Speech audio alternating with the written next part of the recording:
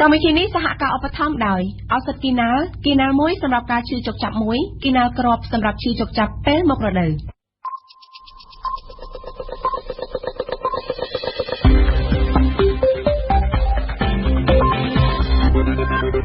ជំរាបសួរលោកលោកស្រីនាងកញ្ញាអរគុណលោកអ្នកដែលបានតាមដានស្ដាប់ការផ្សាយរបស់វិទ្យុបារាំង AFE នៅពេលនេះម៉ោង 7 យប់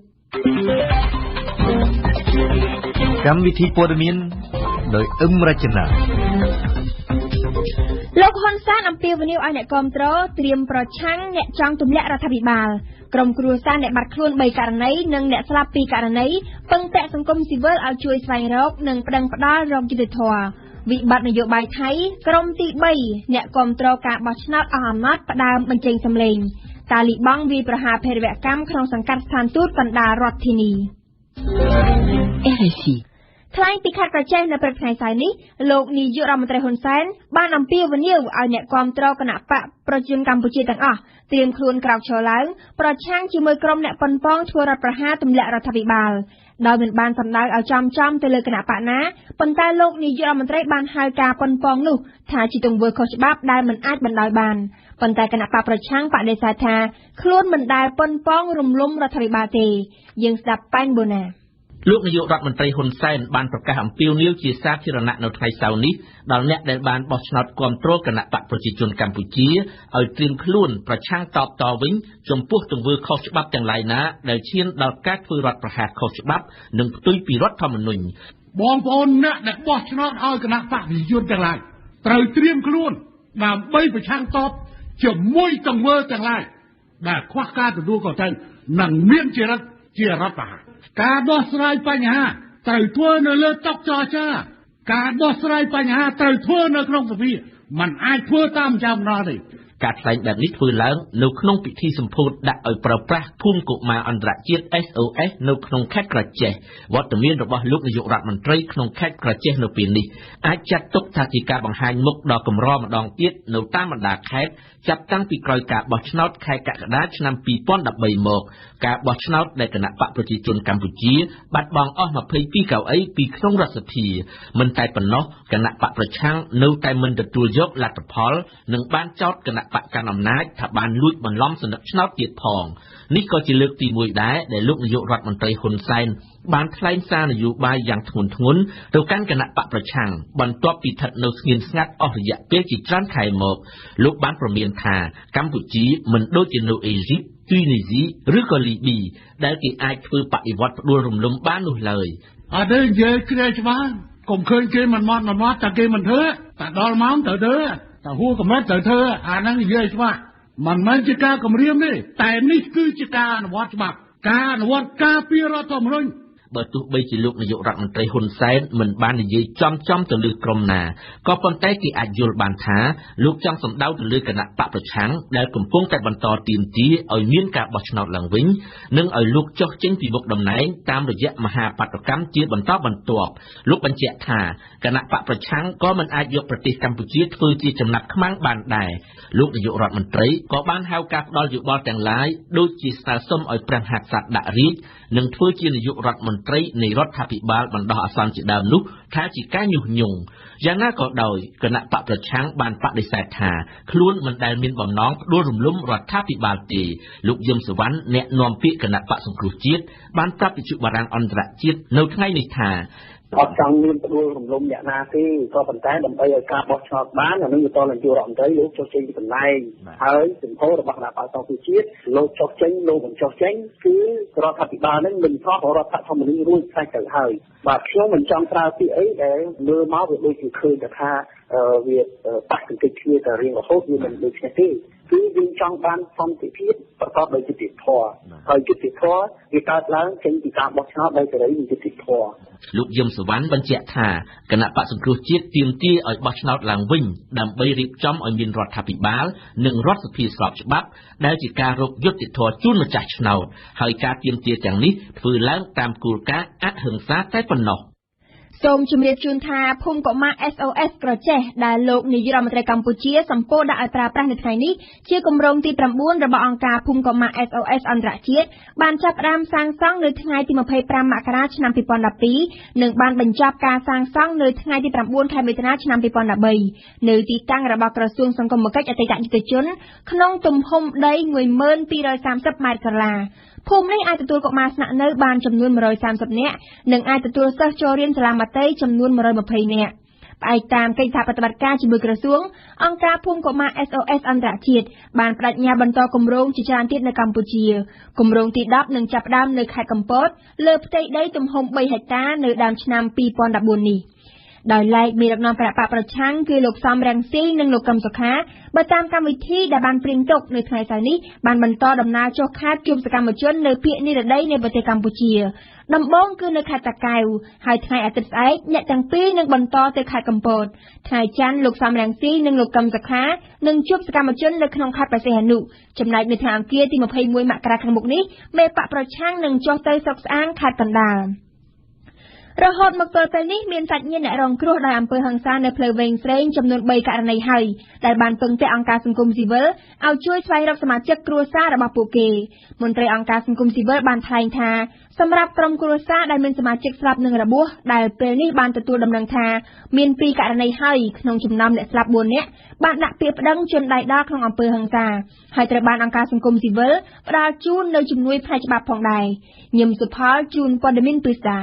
រហូតមកទល់ពេលនេះក្រុមគ្រួសារសាច់ញាតិដែលសង្ស័យថាបានបាត់ខ្លួនក្នុងហេតុការណ៍ប៉ះទង្គិចគ្នារវាងអាជ្ញាធរនិងកម្មករកាលពីថ្ងៃទី3ខែមករាកន្លងទៅនេះនៅផ្លូវវែងស្រេងបានជូនដំណឹងនិងដាក់ពាក្យជាបណ្ដើរហើយទៅកាន់អង្គការសង្គមស៊ីវិលពីការបាត់ខ្លួនសមាជិកគ្រួសាររបស់ពួកគេលោកច័ន្ទសវេតមន្ត្រីស៊ើបអង្កេតជាន់ខ្ពស់នៃអង្គការការពារសិទ្ធិមនុស្សអាត60បានថ្លែងប្រាប់វិទ្យុបារាំង AFE ថាមានសាច់ញាតិនិងមិត្តភ័ក្តិអ្នកដែលសង្ស័យថាបានបាត់ខ្លួននៅក្នុងព្រឹត្តិការណ៍នោះ3ករណីហើយដែលសង្គមស៊ីវិលទទួលបានលោកច័ន្ទសវេតបញ្ជាក់ថាក្នុង3ករណីនោះមាន1ករណីត្រូវបានសាច់ញាតិមានឪពុកអ្នកបាត់ខ្លួនអាយុ16ឆ្នាំនៅខេត្តស្វាយរៀងបានមកដាក់ពាក្យដោយផ្ទាល់ដើម្បីស្នើសុំឲ្យអង្គការសង្គមស៊ីវិលជួយស្វែងរកកូនរបស់គាត់ហើយមួយករណីទៀតគឺបានជូនដំណឹងតាមរយៈមិត្តភ័ក្តិថានឹងដាក់ពាក្យក្នុងពេលឆាប់នេះនិងម្នាក់ទៀតគឺគ្រាន់តែផ្ដល់ព័ត៌មានប្រាប់ពីការបាត់ខ្លួនប៉ុណ្ណោះលោកអំសំអាតមន្ត្រីស៊ើបអង្កេតជាន់ខ្ពស់អង្គការការពារសិទ្ធិមនុស្សលីកាដូបន្ថែមថាក្រុមអង្គការសង្គមស៊ីវិលកំពុងតែរៀបចំដំណើរការស្វែងរកអ្នកបាត់ខ្លួនដោយអ្វីដែលមាននៅក្នុងការសុំផ្ដល់ជំនួយពីគ្រួសារអ្នករងគ្រោះដោយឡែកចំពោះអ្នករងរបួសនិងអ្នកស្លាប់ចំនួន4នាក់វិញមន្ត្រីអង្គការសិទ្ធិមនុស្សបានឲ្យដឹងថាពួកគេមានសិទ្ធិដាក់ពាក្យប្តឹងសម្រាប់អង្គការសង្គមស៊ីវិលបានត្រៀមខ្លួនជានិច្ចក្នុងការផ្ដល់សេវាផ្នែកច្បាប់ដូចជាមេធាវីបន្ថែមពីលើអ្វីដែលពួកគេបានជួយរួចមកហើយនោះគឺការផ្ដល់ជំនួយផ្នែកសុខភាពដូចជាការព្យាបាលអ្នករបួសនិងអ្នកដែលជាប់ឃុំចំនួន23នាក់ទោះជាយ៉ាងនេះក្តីក្រុមអង្គការសង្គមស៊ីវិលបានត្រឹមតែទទួលព័ត៌មានស្ដីពីការចង់ប្តឹងរកអ្នកទទួលខុសត្រូវពីការស្លាប់របស់មនុស្ស2នាក់ក្នុងចំណោមអ្នកស្លាប់4នាក់នៅក្នុងព្រឹត្តិការណ៍ផ្លូវវែងស្រេងដោយឡែកគ្រួសារអ្នកស្លាប់2នាក់ផ្សេងទៀតនឹងមានគម្រោងប្តឹងនៅពេលពួកគេច្រូតកាត់រួចដោយនឹងពឹងពាក់សេវាផ្នែកច្បាប់ពីអង្គការសង្គមស៊ីវិលដូចគ្នាដែរសូមបញ្ជាក់ថាបន្ទាប់ពីមានការផ្ទុះអំពើហិង្សាកាលពីថ្ងៃទី2ទី3ខែមករាកន្លងទៅនេះដោយសារមានការទាមទារដំឡើងប្រាក់ខែអបបរមាចំនួន$160ក្នុងមួយខែដែលបណ្ដាលឲ្យមនុស្សស្លាប់និងរបួសនោះរដ្ឋាភិបាលកម្ពុជាក៏បានបង្កើតគណៈកម្មការចំនួន3ដែរគឺគណៈកម្មការស៊ើបអង្កេតព្រឹត្តិការណ៍ហិង្សាដែលបានកើតឡើងគណៈកម្មការស្រាវជ្រាវទ្រព្យសម្បត្តិរដ្ឋនិងឯកជនដែលបានខូចខាតហើយនិងគណៈកម្មការស្រាវជ្រាវប្រាក់ខែកម្មករយើងផ្ដើមព័ត៌មានអន្តរជាតិនៅប្រទេសថៃក្រុមសកម្មជនបកប្រឆាំងនិងក្រុមអាវលឿងនៅបន្តដង្ហែក្បួនធ្វើបាតកម្មនៅទីក្រុងបាងកកទៀតនៅថ្ងៃសៅរ៍ទី18មករានេះបើទោះបីជាម្សិលមិញមានការបំផ្ទុះគ្រាប់បែកកណ្ដាលវងបាតកោបណ្ដាលឲ្យស្លាប់ម្នាក់និងរបួសជាច្រើនអ្នកក៏ដោយមជ្ឈមណ្ឌលពាណិជ្ជកម្មត្រូវរំខានផ្លូវថ្នល់ត្រូវបិទគប់ក្រុងបាងកកត្រូវជាប់គាំងជាច្រើនខែបណ្ដាជនក្រុងបាងកកចាប់ផ្ដើមធុញទ្រាន់សកម្មជនអ្នកគាំទ្រការបោះឆ្នោតបានរួបរวมគ្នាបង្កើតជាចលនាមួយថ្មីនិងបានផ្ដើមបញ្ចេញសម្លេងទាមទារឲ្យមានការគោរពឆន្ទៈរបស់ប្រជាពលរដ្ឋតែក្រុមនេះជានរណាអៀងសុកមិញឆ្លើយតបនឹងសំណួរនេះជូនលោកអ្នក ជាក្រុមថ្មីពាក់អាវសដែលចង់សាកល្បងបង្ហាញជំហរកណ្ដាលនិយមនៅក្នុងរាជាណាចក្រដែលបែងចែកជាពីររវាងក្រុមអ្នកប្រឆាំងស្និទ្ធនឹងរាជវង្សក្រុមអាវលឿងនិងក្រុមអាវក្រហមអ្នកជនបទគាំទ្រស្មោះស្ម័គ្រនឹងត្រកូលថាក់ស៊ីនស៊ីណាវ៉ាត់រស់នៅក្នុងក្រុងបាងកកជាស្រះស្រាចារជាអ្នកមានមុខមាត់ល្បីឈ្មោះក្នុងសង្គមក្រុមសកម្មជនអ្នកគាំទ្រការបោះឆ្នោតរាប់ពាន់នាក់បាននាំគ្នាដើរចេញពីភាពស្ងប់ស្ងាត់ពីការអំណត់កន្លងមកដោយបានរៀបចំជាការជួបជុំពេលរាត្រីបង្ហោះពេតប៉ោងនិងធ្វើយុទ្ធនាការតាមប្រព័ន្ធសង្គមទាមទារឲ្យមានការគោរពសម្លេងនិងឆន្ទៈរបស់ពួកគេផងព្រមទាំងចង់បង្ហាញអំពីភាពមិនសប្បាយចិត្តផងចំពោះសកម្មភាពបាតកម្មរបស់ក្រុមបកប្រឆាំងដែលមិនទទួលយកការបោះឆ្នោតសភាមុនអាណត្តិយើងចង់បោះឆ្នោតនៅថ្ងៃទី2កុម្ភៈសូមគោរពសម្លេងឆ្នោតរបស់ខ្ញុំទាំងនេះសុទ្ធសឹងតែជាពាក្យស្លោកដែលមានសរសេរបង្ហោះតាមសួនច្បារតាមប្រព័ន្ធសង្គមអ្នករៀបចំកម្មវិធីសូមមិនបញ្ចេញឈ្មោះព្រោះហេតុផលសុវត្ថិភាពបានរិះគន់បាតកម្មដែលអស់បន្លាយតាំងពីជាង2ខែមកនិងបានអំពាវនាវឲ្យបញ្ឈប់សកម្មភាពនេះពីព្រោះយល់ថាមានតែការបោះឆ្នោតប៉ុណ្ណោះដែលជាដំណោះស្រាយដោយសន្តិវិធីពេលនេះមានបណ្ដាជនថៃកាន់តែច្រើនឡើងទាំងនៅបាងកកនិងនៅតាមខេត្តបានបញ្ចេញសម្លេងមិនគាំទ្របាតកម្មរបស់បកប្រឆាំងចលនាបាតកម្មប្រឆាំងនៅរដ្ឋាភិបាលបានផ្ទុះឡើងតាំងពីខែវិច្ឆិកានិងបានប្រកាន់ជំហរកាន់តែដាច់ខាតឡើងចង់បានតែម្យ៉ាងគឺការចុះចេញពីតំណែងរបស់លោកស្រីនាយករដ្ឋមន្ត្រីយីងឡាក់បិទបញ្ចប់ប្រព័ន្ធកាន់អំណាចត្រកូលថាក់ស៊ីនដោយដាក់ជំនួសមកវិញនៅក្រុមប្រឹក្សាប្រជាជនសម្រាប់ដឹកនាំប្រទេសក៏ប៉ុន្តែជាក្រុមប្រឹក្សាដែលមិនឆ្លងកាត់ការបោះឆ្នោតឡើយក្រុមនេះជាអ្នកស្និទ្ធនឹងរាជវង្សឬហៅថាក្រុមអាវលឿងមិនចង់បានទេការបោះឆ្នោតពីព្រោះដឹងថាគណៈបកប្រឆាំងកាន់អំណាចនឹងឈ្នះឆ្នោតជាថ្មីទៀតទើបធ្វើពហិការយ៉ាងដូចនេះតែប្រឈមមុខនឹងភាពជ្រុលនិយមដូចនេះក្រុមទី3អាចនឹងរីកធំធាត់ខ្លាំងនិងគ្មានអ្វីទប់បានទៀតទេពីព្រោះពួកគេស្ថិតក្រោមសម្ពាធនិងទ្រាំតាំងពីដើមមកដល់ថ្ងៃមួយគឺត្រូវតែធ្លាហ៊ាននិយាយថាឈប់គាំទ្រលោកអូបាម៉ាកាលពីល្ងាចថ្ងៃសុក្រម្សិលមិញនេះបានប្រកាសឲ្យដឹងពីគម្រោងធ្វើកំណែទម្រង់មួយដែលគេទន្ទឹងរង់ចាំមើលជាយូរមកហើយនោះគឺកំណែទម្រង់ទីភ្នាក់ងារចារកិច្ច NSA ដែលកំពុងប្រឈមមុខនឹងរឿងអាស្រូវជុំវិញការលួចស្ដាប់ទូរស័ព្ទនិងការប្រមូលទិន្នន័យឯកជនពីអ្នកប្រើប្រាស់អ៊ីនធឺណិតការធ្វើកំណែទម្រង់ដែលលោកអូបាម៉ាប្រកាសម្សិលមិញនេះតាក់ទងតែចំពោះសកម្មភាពប្រមូលនិងប្រើប្រាស់ទិន្នន័យតាមទូរស័ព្ទតែមួយមុខគត់មិនមានការផ្លាស់ប្ដូរចំពោះការប្រមូលទិន្នន័យផ្សេងទៀតទេនិយាយឲ្យចំទៅវាគ្រាន់តែជាកំណែទម្រង់មួយផ្នែកតូចប៉ុណ្ណោះមិនមែនជាកំណែទម្រង់ទ្រង់ទ្រាយធំដែលអ្នកខ្លះរំពឹងទុកនោះទេយើងនឹងវិលមកលម្អិតព័ត៌មាននេះនៅក្នុងនីតិព្រឹត្តិការណ៍អន្តរជាតិប្រចាំថ្ងៃដោយមានអន្តរាគមន៍ពីសេងឌីណាក្នុងពេលបន្តិចទៀតនេះ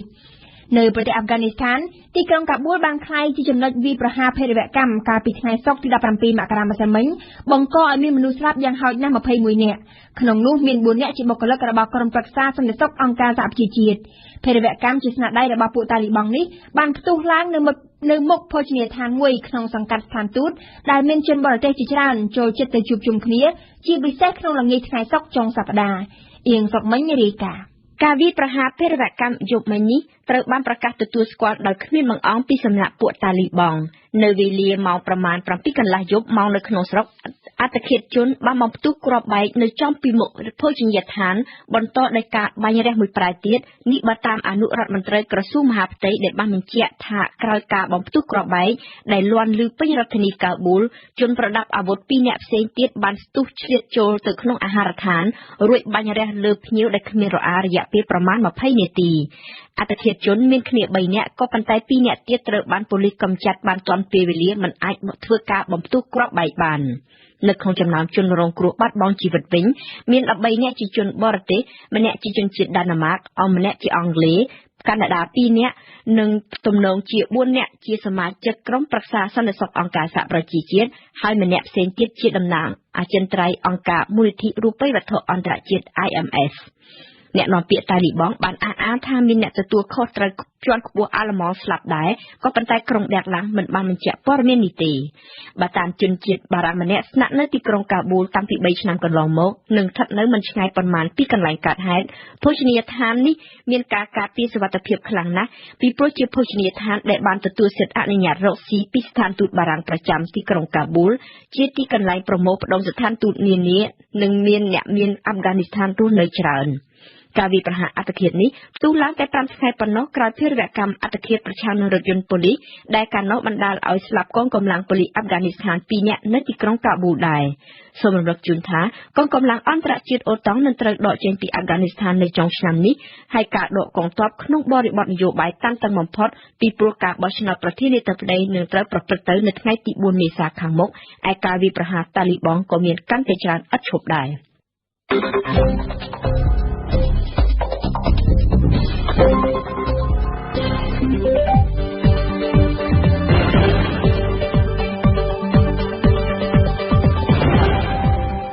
វិទ្យុបារាំង RFI ភ្នំពេញ92 MHz សៀមរាប92 MHz បាត់ដំបងក្រុងព្រះសីហនុនិងកំពង់ចាម 94.5 MHz លោកអ្នកស្ដាប់ជាទីមេត្រីជាបន្តទៀតនេះលោកអ្នកនឹងបានស្ដាប់កម្មវិធីផ្សាយរបស់យើងដែលក្នុងនោះរួមមានដំបូងគឺជានាទីភ្ញៀវប្រចាំថ្ងៃនៅថ្ងៃនេះវិទ្យុយើងសូមចាក់ផ្សាយឡើងវិញបទសម្ភាសន៍រវាងប៉ែនបូណានិងលោកធុនសារាយប្រធានអង្គការការពារសិទ្ធិមនុស្សអាត6ក្រោយមកគឺជានាទីព្រឹត្តិការណ៍អន្តរជាតិប្រចាំថ្ងៃដែលរៀបចំដោយសេងឌីណាថ្ងៃនេះឌីណានឹងចូលខ្លួនមកស្រាយបំភ្លឺជូនលោកអ្នកអំពីគម្រោងរបស់លោកអូបាម៉ាក្នុងការធ្វើកំណែទម្រង់ទីភ្នាក់ងារចារកិច្ច NSA បន្តមកទៀតលោកអ្នកនឹងបានស្ដាប់នីតិបទយកការរបស់ស្រីសុភ័ក្រដែលនឹងជម្រាបជូនលោកអ្នកអំពីអ្នកបង្កើតកម្មវិធីទូរស័ព្ទសម្រាប់ខ្មែរមកជួបគ្នាក្នុងពិព័រណ៍កម្មវិធីទូរស័ព្ទដំបូងបំផុតនៅក្រុងភ្នំពេញនិងចុងបញ្ចប់គឺជានីតិសិក្សាភាសាបារាំងនៅថ្ងៃនេះយើងចូលដល់មេរៀនទី32ភ្ញៀវប្រចាំថ្ងៃ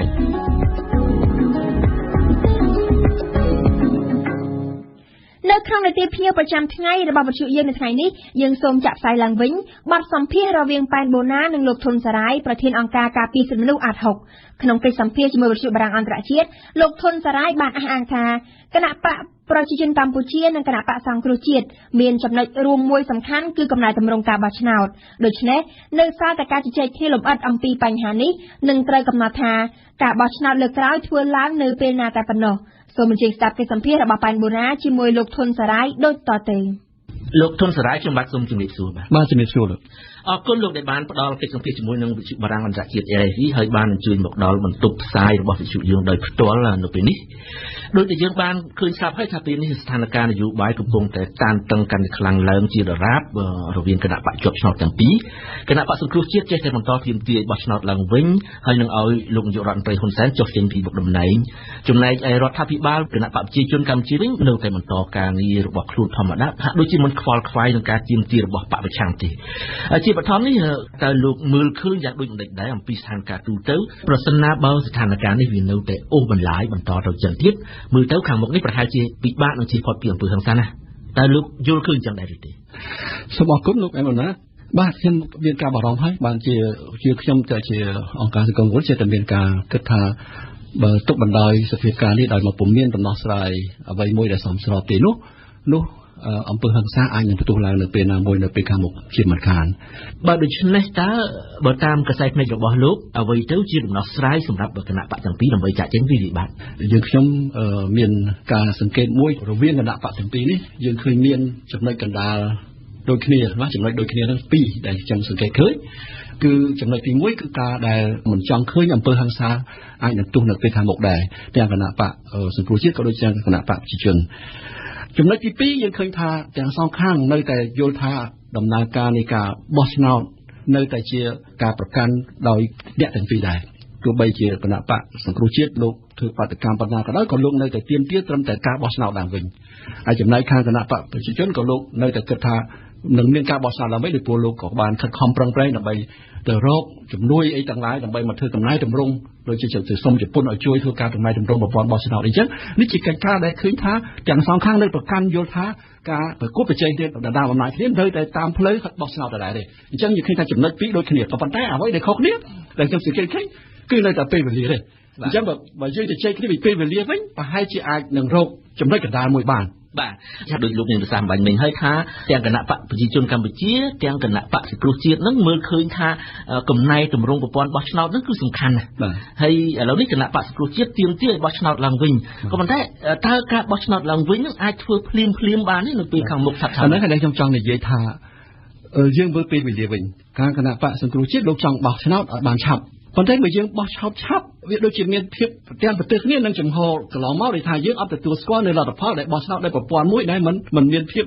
ប្រក្រតីឬមួយក៏មានភាពខុសចន្លោះណាហើយបើយើងឲ្យមានការបោះឆ្នោតឆាប់អញ្ចឹងវាត្រូវតែក្រៅប្រព័ន្ធដែលមានការខ្វះខាតហ្នឹងបាទអញ្ចឹងអាបញ្ហាវានៅតែអត់ដោះស្រាយវានៅតែមកដដែលណាដូច្នេះអាចនឹងមិនទទួលស្គាល់នៅលទ្ធផលបោះឆ្នោតនៅពិធីណាមួយទៅទៀតទៅខាងមុខចំណែកខាងគណៈបកខាងទៀតក៏លោកគិតថាតើតែមានបណ្ដាញតម្រង់ណាគាត់ចង់រកមានការកំណែតម្រង់មួយអញ្ចឹងបានន័យថាគាត់ទទួលស្គាល់នៅអ្វីដែលខ្វះខាតនៅក្នុងប្រព័ន្ធបោះឆ្នោតបច្ចុប្បន្ននេះដែរអញ្ចឹងនៅពេលការបោះឆ្នោតខាងមុខនេះទោះឆាប់ឬយូរបន្តិចទៅដីក៏ត្រូវតែមានការឆ្លងកាត់នៅការកែតម្រង់នៅប្រព័ន្ធបោះឆ្នោតនេះដែរទាំងសងខាងហាក់ដូចជាឃើញថាកំណែតម្រង់នៃប្រព័ន្ធបោះឆ្នោតបច្ចុប្បន្ននេះត្រូវតែធ្វើមុននឹងមានការបោះឆ្នោតថាហេតុណាមួយនៅពេលខាងមុខបាទឧបមាថាគណៈបកទាំងពីរនោះយល់ស្របគ្នាថាឥឡូវនេះយើងត្រូវបោះឆ្នោតឡើងវិញនៅក្នុងពេលណាមួយហើយជាចាំបាច់ដូចជាលោកនឹងសាសវិញថាត្រូវមានកំណែតម្រង់យន្តការរៀបចំការបោះឆ្នោតបើតាមយោបល់លោកថាតើយើងគូប្រើពេលប្រមាណដើម្បីរៀបចំឲ្យមានការកំណែតម្រង់នឹងបានខ្ញុំគិតថាសំខាន់មានការឯកភាពគ្នាមួយសិនថាត្រូវតែធ្វើកំណែតម្រង់ហ្នឹងហើយនឹងមានការរៀបចំការបោះឆ្នោតនៅពេលខាងមុខពេលវេលាយើងអាចនិយាយគ្នាទៅសង្គមស៊ីវិលយើងអាចនឹងជួយជាប្រជាចែកទេសជួយជាអីចឹងប៉ុន្តែរឿងដែលសម្រាប់ថាការបរិច្ឆេទប៉ុណ្ណាភាគីទាំងពីរអាចនឹងនិយាយគ្នាឧទាហរណ៍ថាឥឡូវមួយឆ្នាំកន្លះឬក៏2ឆ្នាំទៀតនៅក្នុងការកំណែតម្រង់នេះពីព្រោះថាយើងមិនអាចធ្វើដោយចកាច់ចកៅបានទេបាទពីព្រោះថាដើម្បីកំណែតម្រង់ឲ្យបានត្រឹមត្រូវយើងមានទស្សនវិជ្ជាច្រើនណាដូចជាទស្សនវិជ្ជាក្នុងការរៀបចំ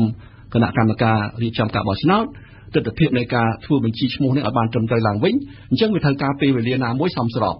បបើសិនបើយើងកលេចទៅមើលជំរឿនៃបញ្ហាដែលកំពុងកើតឡើងបច្ចុប្បន្ននេះយើងឃើញថាភាគីម្ខាងគឺគណៈបក្សសង្គ្រោះជាតិនឹងគឺថាទាមទារដាច់ខាតឲ្យមានការបោះឆ្នោតឡើងវិញហើយឆាប់ហើយនឹងឲ្យលោកនាយករដ្ឋមន្ត្រីហ៊ុនសែនចុះចេញពីអំណាចក៏ប៉ុន្តែគណៈបកប្រជាជនកម្ពុជាវិញជាបកស្រាយថាការបោះឆ្នោតឡើងវិញនឹងមិនអាចធ្វើបានទេពីព្រោះថាបើយោងតាមច្បាប់មាត្រា78រដ្ឋធម្មនុញ្ញនឹងថាទាល់តែក្នុងអាណត្តិក្នុងរយៈពេល1ឆ្នាំហ្នឹង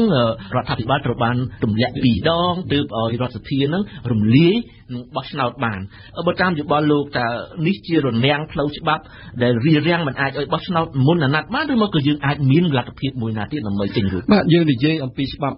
មាត្រា78នៃរដ្ឋធម្មនុញ្ញនេះវាទាល់តែការបោះឆ្នោតយើងកន្លងមកមានការទទួលឯកភាពគ្នានៅក្នុងការទទួលស្គាល់នៅលទ្ធផលអានោះយើងអាចនិយាយអំពីបញ្ហាយុទ្ធសាស្ត្រទី78បានប៉ុន្តែឥឡូវនេះបញ្ហាវាមិនមែនអញ្ចឹងបាទវាជាបញ្ហាដែលទាំងសងខាងទទួលស្គាល់ដែរអញ្ចឹងដូចខ្ញុំបានបញ្ជាក់បាញ់មិញអញ្ចឹងគឺថាគណៈបក្សសង្គ្រោះជាតិលោកថាមិនប៉ុន្តែអានឹងមួយយ៉ាងណាប៉ុន្តែចំណែកខាងគណៈបកប្រជាជនវិញលោកអំពាវនាវទៅរកជំនួយដើម្បីមកធ្វើកំណែតម្រង់ប្រព័ន្ធបោះឆ្នោតហ្នឹងដូច្នេះមានន័យថាលោកទទួលស្គាល់ដោយស្ងៀមស្ងាត់នៅអ្វីដែលជាភាពមិនប្រក្រតីដែលកើតមានឡើងនៅក្នុងប្រព័ន្ធបោះឆ្នោតហ្នឹងហើយអញ្ចឹងបានន័យថាយើងឈប់និយាយអំពីបញ្ហាអ្វីដែលជាបញ្ហាដែលធ្វើឲ្យមានការរះស្ទះទៅអញ្ចឹងយើងគួរតែបើកចិត្តឲ្យទូលាយដែលគិតប្រយោជន៍ប្រទេសជាតិធំពីព្រោះថាប្រសិនបើមានអំពើហិង្សាកើតឡើងទៅបញ្ហានេះវាអាចធ្វើឲ្យមានផលប៉ះពាល់ទាំងអស់គ្នាដល់សង្គមដល់ប្រទេសជាតិយើងទាំងមូលតាមពិតទៅយើងឃើញថាគណៈបកទាំងពីរគណៈបកសង្គ្រោះជាតិនិងគណៈបកប្រជាជនកម្ពុជានោះបានព្រមព្រៀងគ្នាចំណុចមួយសំខាន់ណាស់តាំងពីការចរចាគ្នាក្នុងជំនួបកម្ពុជាតាំងពីខែកញ្ញាកន្លងទៅហ្នឹងគឺថាគណៈបកទាំងពីរបានយល់ព្រមព្រៀងថានឹងបង្កើតយន្តការរួមគ្នាមួយដើម្បីធ្វើកំណែតម្រង់នៃការបោះឆ្នោតប៉ុន្តែក្រោយមកស្រាប់តែគេទុកចោលបញ្ហានឹងទៅវិញស្រាប់តែមានបាតកម្មផ្ទុះឡើងតែលោកអាចផ្ដល់យោបល់យ៉ាងម៉េចចំពោះគណៈបកទាំងពីរនោះថាស្អីទៅជាបញ្ហាដែលនាំឲ្យបាតកម្មចុះឡើងរាល់ថ្ងៃហើយមិនព្រមចូលទុកចរចាខ្ញុំគិតថាបញ្ហារឿងដែលខ្វះជំនឿជឿជាក់ទៅលើគ្នាអំពីបញ្ហាមួយសំខាន់ដែរអញ្ចឹងនៅពេលដែលយើងឯកភាពគ្នាថាមានការព្រមព្រៀងការបរិច្ឆេទណាមួយនៃការបោះឆ្នោតហើយយើងនាំគ្នានិយាយអំពីកំណែតម្រង់នឹងឲ្យជាក់លាក់ទៅហើយដែលមាន time frame មានគេហៅថាការបរិច្ឆេទច្បាស់លាស់អំពីការអនុវត្តនៅគម្រោងកំណែតម្រង់នឹងច្បាស់លាស់ទៅខ្ញុំគិតថាប្រហែលជាបង្កើតនៅបរិយាប័ន្នមួយដែលធ្វើឲ្យមានការជឿជាក់គ្នាវិញព្រោះបើសិនជាសន្យាចោលអញ្ចឹងហើយដែលគ្មាន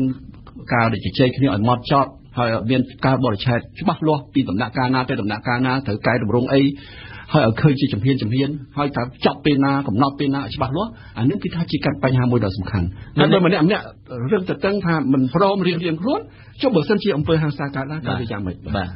មានន័យថាតុកចរចាប្រហែលជាផ្ដល់លទ្ធផលជាងបាតកម្មឬមួយយ៉ាងម៉េចខ្ញុំគិតថាម្នាក់គួរតែពិចារណាដែរឧទាហរណ៍ថាឥឡូវ ហិង្សាកើតឡើងឧទាហរណ៍ថាមានសេណារីយ៉ូ2ចោះណាយើងមិនគិតថាសេណារីយ៉ូមានច្រើនទេសេណារីយ៉ូ1ថាខាងគណៈបកកណ្ដាលអំណាចគាត់បង្ក្រាបបានចោះណាដោយសារការសម្លាប់ការចាប់ដាក់គុកបណ្ដេញអ្នកដឹកនាំប្រឆាំងឲ្យចេញក្រៅឬក៏បាញ់សម្លាប់អីយ៉ាងម៉េចអានេះជាសេណារីយ៉ូទី1ថាគាត់ឈ្នះចោះឈ្នះរួចធ្វើអីបាទឈ្នះរួចគាត់ត្រូវគេកុំដាំនេះគេត្រូវខោទោសពេញពិភពលោកអញ្ចឹងអាជំនួយអាការគៀបសង្កត់ខាងនយោបាយខាងសេដ្ឋកិច្ចខាងស្អីហ្នឹងវានៅមកហើយអញ្ចឹងរដ្ឋាភិបាលដែលឈ្នះដោយកម្លាំងបាយនេះដែលរក្សាអំណាចដោយកម្លាំងបាយដោយកម្លាំងអាវុធនេះតែត្រូវធ្វើអីទៀតមិនត្រូវតែធ្វើម៉េចរៀបចំការបោះឆ្នោតនោះឲ្យឆាប់ដើម្បីឲ្យគេទទួលស្គាល់វិញឃើញអញ្ចឹងមិនដូចតែគ្នាចុះមកយើងរៀបបោះឆ្នោតឲ្យនៅពេលពុកហ្នឹងទៅកុំឲ្យមានបញ្ហាកោតទោសមកហើយម្យ៉ាងទៀតគាត់ក៏បាត់ប្រជាប្រិយនៅពេលបោះឆ្នោតខាងមុខដូចជា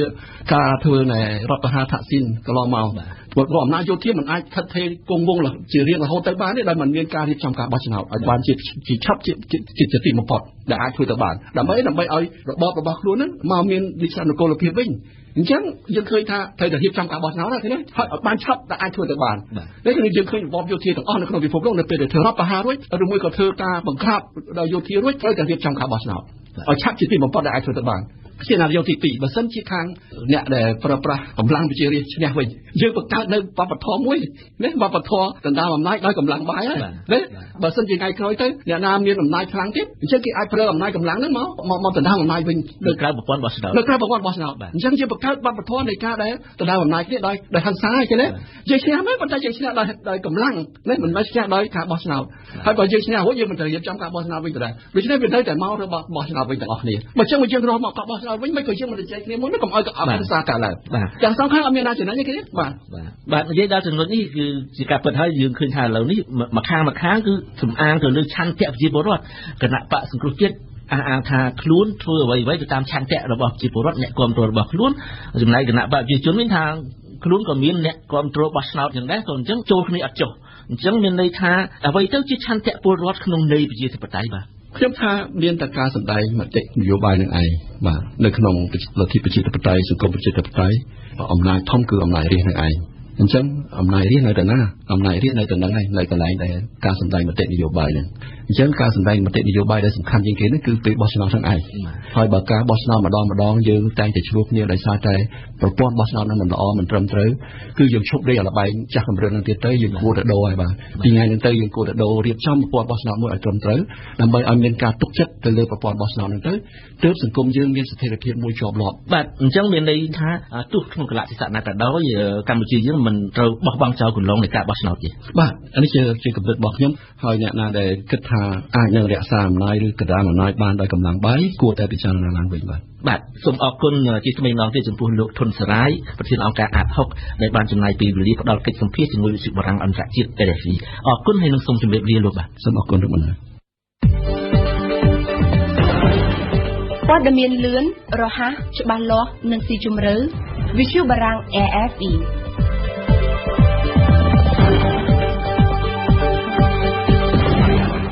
អរគុណបូណាចំពោះនេតិភ្ញៀវប្រចាំថ្ងៃបាញ់មិញនេះព្រឹត្តិការណ៍អន្តរជាតិប្រចាំថ្ងៃលោកអ្នកស្ដាប់ជាទីមេត្រីនេតិព្រឹត្តិការណ៍អន្តរជាតិប្រចាំថ្ងៃរបស់វិទ្យុយើងនារាត្រីនេះមានអន្តរាគមន៍ពីសេងឌីណាជំរាបសួរឌីណាជំរាបសួររចនាឌីណាកាលពីល្ងាចថ្ងៃសុក្រម្សិលមិញនេះលោកអូបាម៉ាទើបតែបានប្រកាសឲ្យដឹងពីគម្រោងធ្វើកំណែទម្រង់មួយដែលគេទន្ទឹងរង់ចាំមើលជាយូរមកហើយនោះគឺកំណែទម្រង់ទីភ្នាក់ងារចារកិច្ច NSA ដែលកំពុងប្រឈមមុខនឹងរឿងអាស្រូវជំវិញការលួចស្ដាប់ទូរស័ព្ទហើយនឹងការប្រមូលទិន្នន័យឯកជនពីអ្នកប្រើប្រាស់អ៊ីនធឺណិតឌីណាមុននឹងនិយាយដល់កំណែទម្រង់នេះខ្ញុំចង់ឲ្យឌីណាពន្យល់ត្រួសបន្តិចអំពីទីភ្នាក់ងារ NSA នេះពីព្រោះថាកន្លងមកកាលណាគេនិយាយពីទីភ្នាក់ងារចារកិច្ចអាមេរិកគេធ្លាប់តែឮពី CIA ហើយកម្រនឹងឮអំពី NSA នេះណាតែរវាង NSA ហើយនិង CIA នេះមានចំណុចខុសគ្នាត្រង់ណាខ្លះបាទរចនាមែនតែទៅនៅអាមេរិកទីភ្នាក់ងារចារកិច្ចមានសរុបទាំងអស់រហូតដល់16ទីភ្នាក់ងារឯណោះហើយ CIA មានលក្ខណៈពិសេសជាងគេត្រង់ថាវាជាទីភ្នាក់ងារចារកិច្ចដែលឯករាជ្យហើយខុសពីទីភ្នាក់ងារចារកិច្ច15ផ្សេងទៀតដែលសុទ្ធតែជាទីភ្នាក់ងារចំណោះឲ្យក្រសួងណាមួយNSA នេះជាដើមគឺជាទីភ្នាក់ងារដែលចំណោះឲ្យក្រសួងការពារជាតិអាមេរិក ទីភ្នាក់ងារពីរហ្នឹងទាំង CR និង NSR សុទ្ធតែមានសកម្មភាពឆ្លប់យកការសម្ងាត់ដែលតាក់ទងទៅនឹងផ្នែកសន្តិសុខនិងយោធាអ្វីដែលខុសគ្នាគឺនៅត្រង់ថា CR មានជំនាញខាងយកការដោយប្រើធនធានមនុស្សគឺដាក់ពង្រាយទិញសម្ងាត់ឲ្យទៅយកការនៅបរទេសហើយពេលខ្លះអាចបើកប្រតិបត្តិការសម្ងាត់នៅបរទេសដូចជាចាប់ខ្លួនឬសម្លាប់មេដឹកនាំភេរវជនឬក៏ពេលខ្លះអាចលួចជួយក្រុមឧទាមឬក្រុមប្រឆាំងដើម្បីទម្លាក់រដ្ឋាភិបាលបរទេសជាដើមចំណែកឯ NSR វិញគឺជាទីភ្នាក់ងារដែលមានជំនាញខាងយកការខាងផ្នែកអេឡិចត្រូនិកដូចជាការលួចស្ដាប់ការសន្ទនាតាមទូរស័ព្ទនិងការលួចទិន្នន័យក្នុងប្រព័ន្ធអ៊ីនធឺណិតជាដើមហើយចំណុចខុសគ្នាមួយទៀតរវាង CER និង NSR គឺនៅត្រង់ថា CER អាចធ្វើប្រតិបត្តិការឆ្លប់យកការហ្នឹងតែនៅបរទេសប៉ុណ្ណោះចំណែកឯ NSR វិញអាចធ្វើសកម្មភាពលួចស្ដាប់ទូរស័ព្ទឬប្រមូលទិន្នន័យតាមអ៊ីនធឺណិតហ្នឹងទាំងនៅក្រៅប្រទេសទាំងនៅខាងក្នុងសហរដ្ឋអាមេរិកខ្លួនឯងដោយសារតែអញ្ចឹងហើយបានជាក្រោយពីមានលេចធ្លាយព័ត៌មានសម្ងាត់ដោយ Edward Snowden មិនមែនមានតែរដ្ឋាភិបាលបរទេសទេដែលតវ៉ាប្រឆាំងនឹងសកម្មភាពរបស់ NSR គេឃើញថាបណ្ដាអង្គការការពារសិទ្ធិសេរីភាពពលរដ្ឋអាមេរិកព្រមទាំងមានសមាជិកសភាអាមេរិកខ្លះក៏បាននាំគ្នាចេញមុខរិះគន់ NSR ដែរពីព្រោះគេយល់ថាការលួចស្ដាប់សំឡេងនិងប្រមូលព័ត៌មានឯកជនដោយមិនរើសមកបែបហ្នឹងវាគឺជាការរំលោភបំពានទៅលើសិទ្ធិសេរីភាពឯកជនរបស់ពលរដ្ឋអាមេរិកខ្លួនឯងហើយការរិះគន់ទាំងអស់ហ្នឹងហើយដែលជាសម្ពាធមួយដាក់ទៅលើលោកអូបាម៉ាឲ្យរៀបចំកំណែតម្រង់ដែលលោកអូបាម៉ាប្រកាសឡើងកាលពីថ្ងៃសុក្រម្សិលមិញហ្នឹងរចនាបើតាមការប្រកាសរបស់លោកអូបាម៉ាកាលពីម្សិលមិញនេះតើអ្វីខ្លះជាកំណែតម្រង់ដែលនឹងត្រូវធ្វើទៅលើ NSRហើយកំណែតម្រង់ធំបំផុតដែលលោកអូបាម៉ាប្រកាសឲ្យដឹងគឺតាក់ទងទៅនឹងការដាក់កម្រិតទៅលើសកម្មភាពរបស់ NSR ក្នុងការប្រមូលនិងប្រើប្រាស់ទិន្នន័យទូរស័ព្ទគឺថារាល់ការលួចស្ដាប់ទូរស័ព្ទមេដឹកនាំប្រទេសជាមិត្តរបស់អាមេរិកទាំងអស់ត្រូវតែបញ្ឈប់លែងឲ្យមានការលួចស្ដាប់ឬប្រមូលទិន្នន័យទូរស័ព្ទរបស់ប្រជាជនធម្មតាអាចបន្តធ្វើទៅបានក៏ប៉ុន្តែត្រូវដាក់ឲ្យស្ថិតនៅក្រោមការឃ្លាំមើលយ៉ាងដិតដល់ពីសំណាក់សភានិងតុលាការហើយដើម្បីចូលទៅមើលទិន្នន័យរបស់ទូរស័ព្ទរបស់អ្នកណាមួយបាន NSR ចាំបាច់ត្រូវទៅសុំដីកាពីតុលាការជាមុនសិនលើកលែងតែក្នុងករណីចាំបាច់នឹងមិនទាន់ហើយតាក់ទងទៅនឹងពលរដ្ឋបរទេសវិញទិន្នន័យដែល NSR ប្រមូលបានគឺมันអាចយកមកប្រើប្រាស់គ្រប់យ៉ាងមកទេគឺប្រើបានតែក្នុងវិស័យសន្តិសុខតែមួយមុខប៉ុណ្ណោះដូចជាការប្រយុទ្ធប្រឆាំងនឹងភេរវកម្មនិងសន្តិសុខតាមប្រព័ន្ធអ៊ីនធឺណិតជាដើមហើយម្យ៉ាងទៀតទិន្នន័យហ្នឹងក៏มันអាចត្រូវស្តុកទុកជាអចិន្ត្រៃយ៍បានដែរមានន័យថាក្នុងរយៈពេលកំណត់ណាមួយគេត្រូវតែលុបទិន្នន័យហ្នឹងចោលវិញហើយចំពោះការរក្សាទុកទិន្នន័យជាទូទៅដូចជាសំណួរដែលចោទឡើងថាតើត្រូវរក្សាទុករយៈពេលប្រមាណតើត្រូវរក្សាទុកដោយអ្នកណានៅកន្លែងណាដោយស្ថាប័នណាហើយលោកបាម៉ាមិនទាន់បានសម្រេចថានឹងត្រូវធ្វើយ៉ាងម៉េចពិតប្រាកដនៅឡើយទេដោយចាត់ឲ្យរដ្ឋមន្ត្រីក្រសួងយុទ្ធភ័ពអាមេរិកធ្វើការសិក្សាលម្អិតហើយធ្វើជាអនុសាសន៍ត្រឡប់មកវិញនៅក្នុងរយៈពេល2ខែខាងមុខហ្នឹងរចនា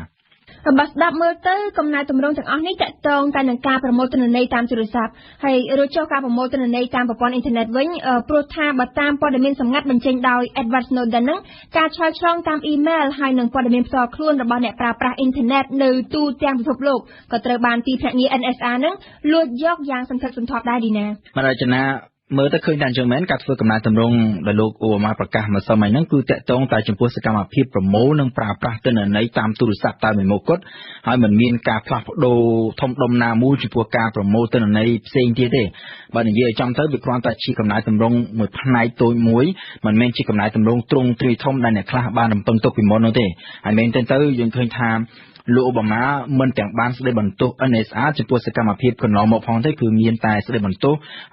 Edward Snowden ដែលជាអ្នកទម្លាយឯកសារសម្ងាត់នឹងទៅវិញដែលថាវាជាការហែកទ្រូងខ្លួនឯងឲ្យសត្រូវដឹងពីសកម្មភាពចារកិច្ចរបស់ប្រទេសខ្លួនឯងហើយបើយើងពិនិត្យជារួមយើងឃើញថាលោកអូបាម៉ាក្នុងឋានៈជាប្រធានាធិបតីអាមេរិកគឺបានប្រកាន់ជំហរមិនខុសពីមេដឹកនាំអាមេរិកមុនប្រមាណទេគឺថាសកម្មភាពចារកិច្ចគឺជាតម្រូវការចាំបាច់ក្នុងការរក្សាសន្តិសុខជាតិរបស់អាមេរិកគ្រាន់តែថាលោកអូបាម៉ាព្យាយាមធ្វើយ៉ាងណា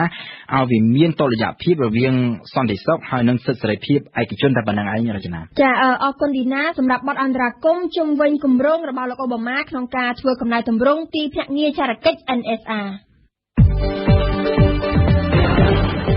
ស្ដាប់វិទ្យុបារាំង RFE ពិភពលោកស្ថិតនៅក្នុងដៃរបស់លោកអ្នក